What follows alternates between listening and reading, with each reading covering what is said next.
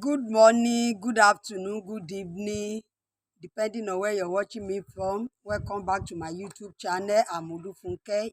On this channel, I'll be talking about different kinds of foods we eat and their correlation to our health. Anything that goes into our stomach from the mouth and their correlation to our health.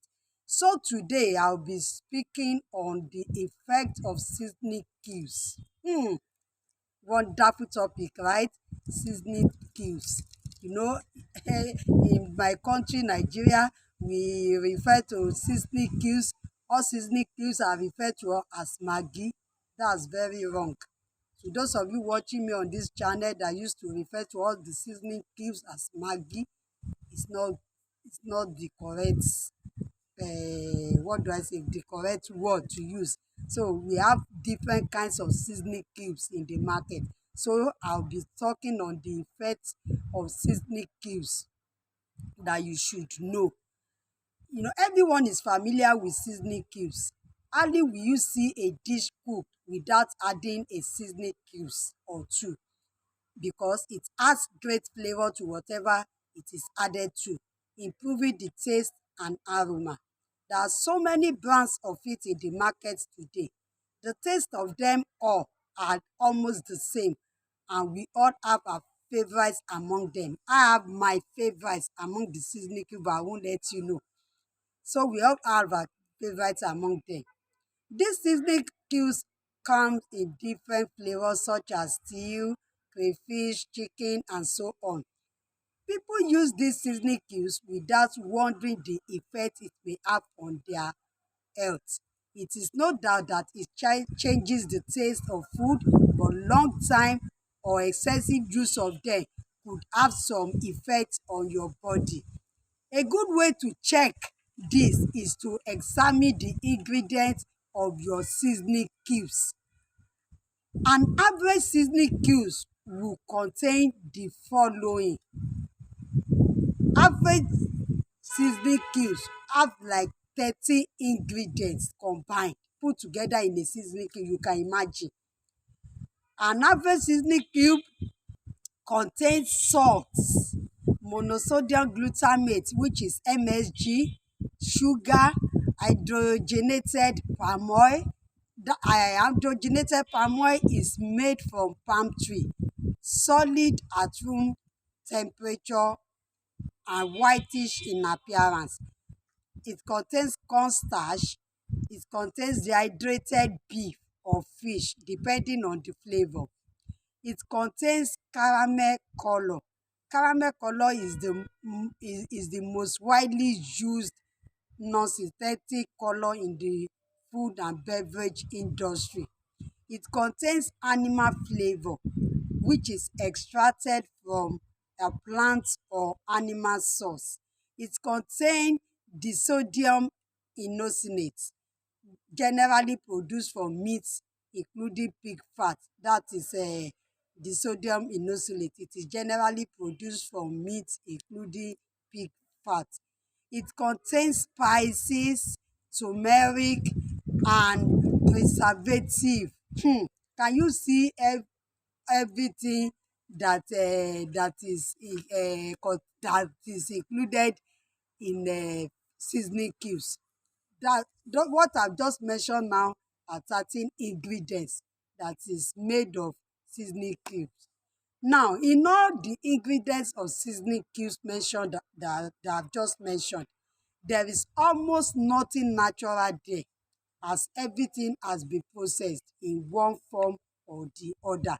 And it is not advisable that you eat too much processed food, because it contains chemicals and additives your body may not agree with in the long run.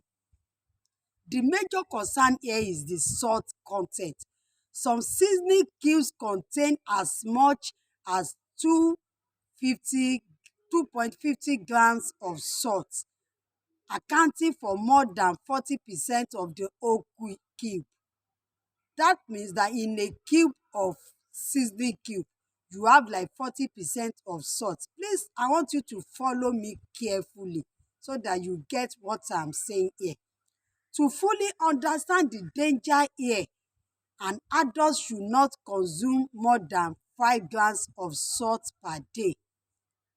And in a seasoning cube, we say we have 2.50 grams of salt. An adult should not consume more than 5 grams of salt per day. So in a situation whereby you use 2 seasoning cubes, you have already satisfied your body with all the salt it needs for one day. The reality here is that most people do not stop at 1, 2, 3, 4 cubes. Some use 3, 4, 5, 6 cubes at a go. I know of someone, whenever she wants to boil meat, she will use like 6 of non-chicken at a go. So I know what I'm saying, that some people use 3, 4, 5, 6 cubes at a go. Some might cook twice a day.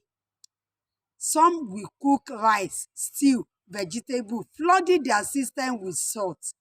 And apart from using seasoning cubes, we will still add this salt to our food or soup.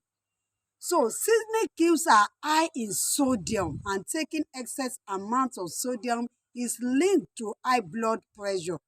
It can also lead to heart disease, stroke, heart failure, and kidney disease. If you must keep using seasoning cubes, then you have to make moderation a virtue. Rather than using seasoning cubes, you can make use of other spices like garlic, curry leaf, ginger, turmeric, and so on. But you can never go wrong by using salt alone. If you want something more than the spices I've just mentioned, like that is garlic, curry leaves, ginger, turmeric. If you want more of those ones, you can decide to go traditional by using healthy Nigerian spices. For those of you watching this video who are Nigerians, like locust bean, which is iru in Yoruba, ogiri, crayfish, onions, and so on. So you have to make use of those things in cooking your foods. It's better going natural or using spices than using that make flooding your system or your dishes with seasoning cubes. We have to take our seasoning cubes in moderation because of our health. So kindly subscribe to my channel, like the video, and please let me know how you feel about this video in the comment section. Thanks for watching. See you next time. Bye.